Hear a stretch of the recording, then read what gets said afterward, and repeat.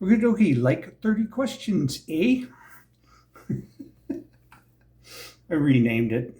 Anyways, just because I'm Canadian, eh? we really don't say eh. We don't, but it's very cliche. Anyways, I had to look to see if I had recently done this tag and because of the questions, but I have not. So let's do it. If you could relive part of your life, which part would you relive? My 10th year of life was the best. I was emotionally, it was at the high point of my life emotionally, not physically, but emotionally. And I would like to live that over again. It was downhill after that for quite a long time, and it never really did get quite out of that downhill thing. I climbed out of the hole, kind of, but not all the way. What's the biggest secret you kept from your parents going to New Orleans? Going to New Orleans in a car, a funky old car. 1969 Media Rideau. And it was a great big car. It was 23 feet long from bumper to bumper. And it burned oil, and we went 3,800 miles in it to get to New Orleans and lived in the car for 2 weeks. We got to see B.B. King live at a like little tiny bar, though, which was amazing, and it just blew my doors off.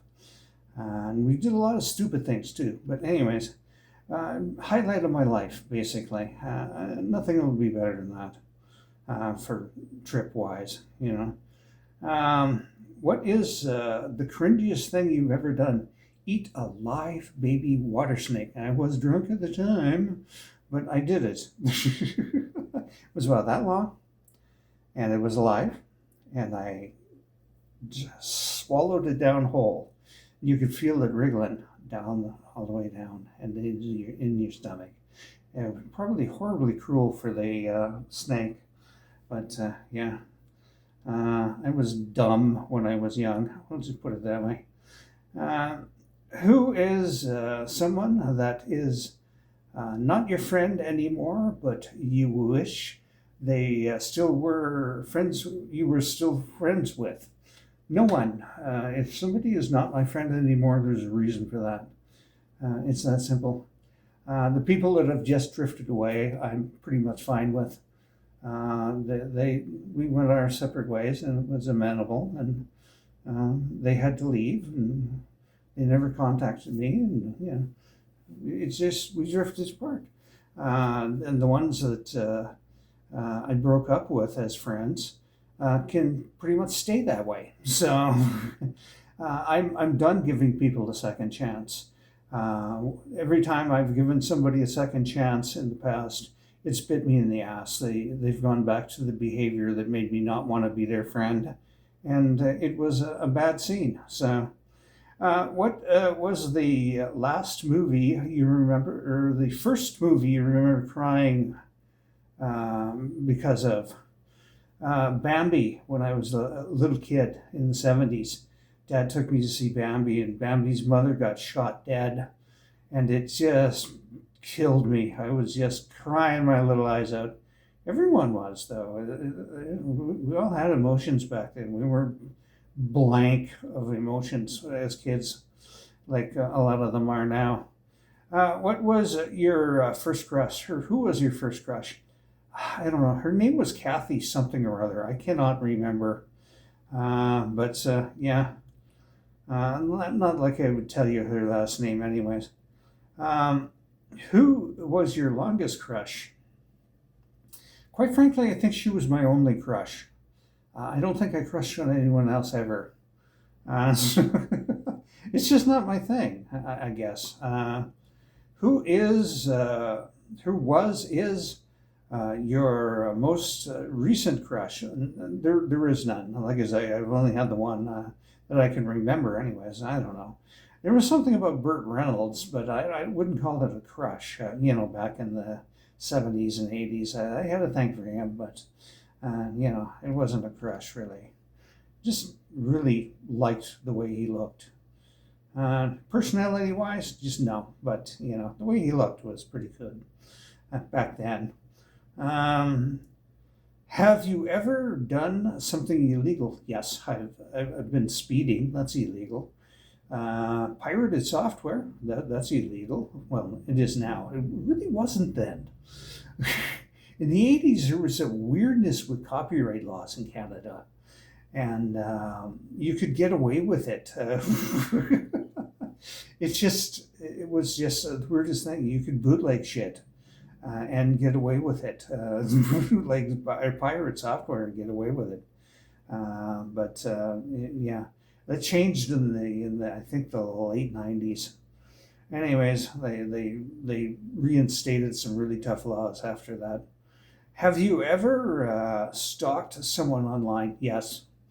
Yes, I have actually. Not for a very long time, but yeah, somebody that is an ex-friend. I checked him out a few times, like, I don't know, 20, 30 times before I lost interest. So, yeah. If you were invisible, what is the first thing you would do? Um, Freak people out in grocery stores by picking shit up and carrying it around, because it wouldn't be invisible, just me. And you would see this can of soup or this watermelon floating around, and people would be like, "What the fuck?" You know. I don't think I would do anything nefarious with it. I'm just not that kind of person. What is one thing you regret not going to Africa when I had the chance? I've said this about 1,000 times in tags. I had the chance to go to Africa for 2 years and build schools. And I regret not doing that because my mother talked me out of it, and it was probably would have changed my life completely. What is one thing you wish you could change about yourself? My health. Definitely my health. Make it better, of course. Have you ever questioned your sexuality? Yeah. I knew I was gay even before I had a sense of sexuality. So, not gay, pansexual, I guess. I thought I was gay for a while. And then I thought I was bisexual. Then I realized it was pansexual. But anyways, it's an evolving thing. And now I'm pretty much asexual. I'm not attracted to anyone at all. I'm just not. Anyways, during the 90s, I had this little thing where I was a fundamentalist Christian in the charismatic church. And that was really damaging to me and really stupid. Now, yes, I questioned it. But then I quit that and got back to reality, being a decent human being again, instead of a judgmental one. Who do you pretend to like that you don't actually? No one. If I don't like somebody, they're going to know I don't like them, because I'm pretty much going to tell them if they start sniffing around me that I don't like them. Uh-huh. I don't put on pretense. I just don't. What is something you would stand in line for 5 hours for? Nothing. There's nothing I would stand in line for 5 hours for, unless it was like $20 million. If I could stand in line for 5 hours and then be awarded $20 million, I would do it. Other than that, I'm just not. Do you have any phobias? Yes, heights and spiders. And now, getting up from a seated position. I have developed the fear of getting up from a seated position because I'm afraid to fall. I'm very unstable now because of my legs, and I'm actually afraid to stand up, which is a bother when I first get up in the morning and I really have to pee. Because it takes me like 10 minutes to be able to get up off the bed because I'm afraid to do it.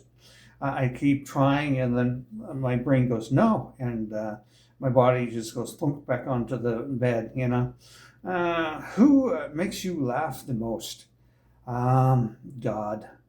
There's a couple of friends online that make me laugh the most, I would say.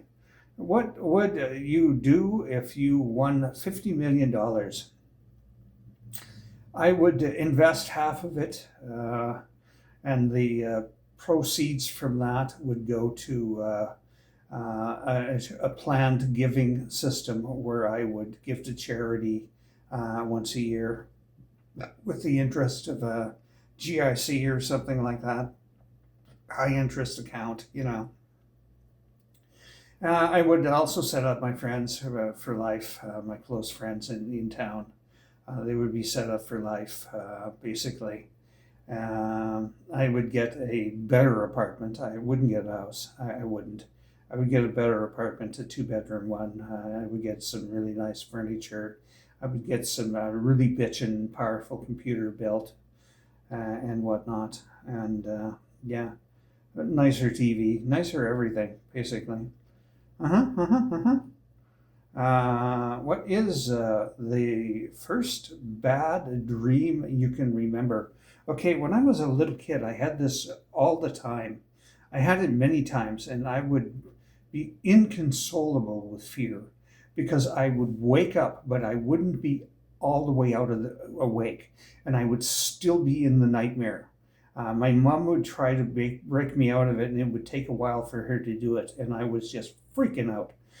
There was a monster under the bed, of course, like a lot of kids have this nightmare, and it had 6 arms. It would reach up from under the bed and grab me, and I knew I was in danger, and it was very terrifying for a little kid, you know. What superpower would you want to have? Teleportation, without a doubt. Teleportation. Uh huh.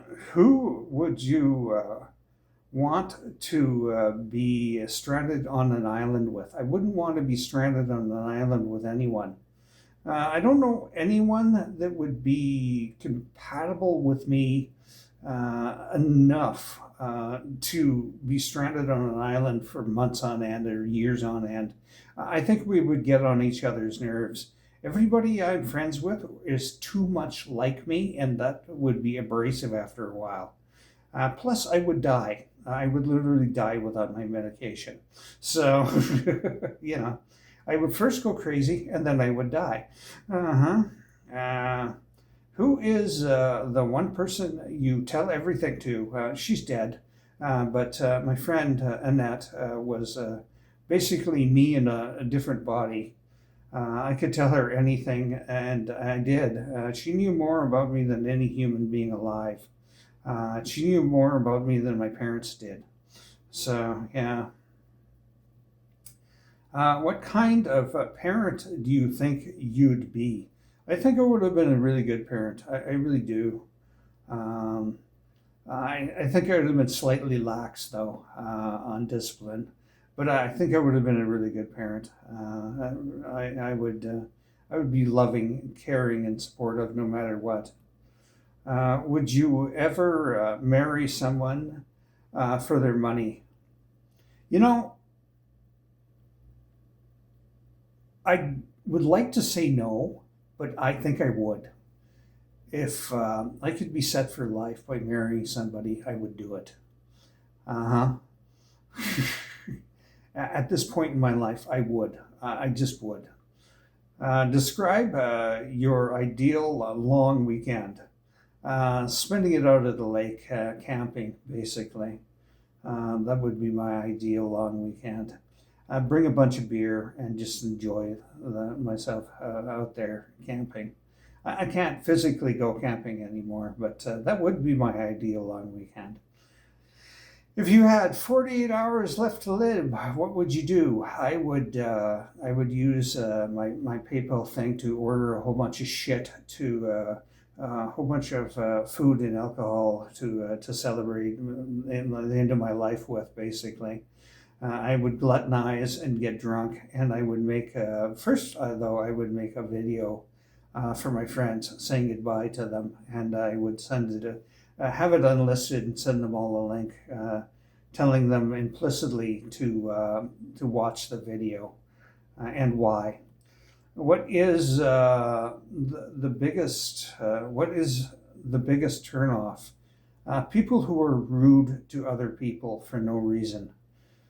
People that are rude to wait staff, for example, is an incredible turnoff to me. And they're just doing their fucking job, and you're being a cunt because you think they're not worthy of being nice to, and that makes you a dick shit and not worthy of being on my planet. Basically, we don't need people like you. Uh-huh.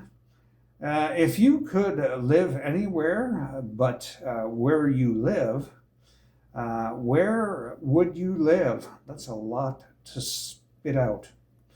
If Siggy does this, he's going to stumble on this one, I think. Where would I live if it wasn't here? You know,